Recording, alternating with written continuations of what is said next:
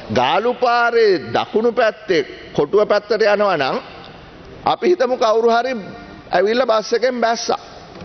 දකුණු පැත්තේ වැඩට ගියොත් එහෙම ගහනවා බද්දක් 136ක. ගන්න හැම බඩුවටම වැට් එක ගහනවා. හරි?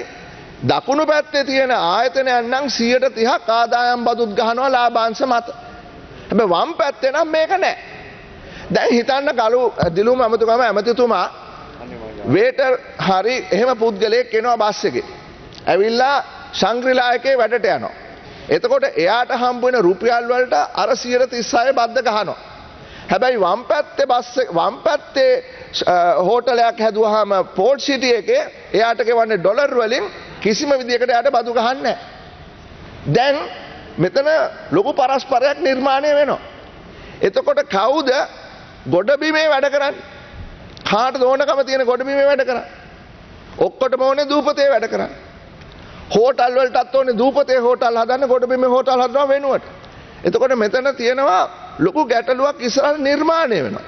එතකොට ඔබතුමා ආයෝජන ඇමතිවරයා හැටියට මේ පිළිබඳව හොයලා බැලුවද? මොකද්ද මේකට පිළියම? මේවා තමයි මගේ ප්‍රශ්න.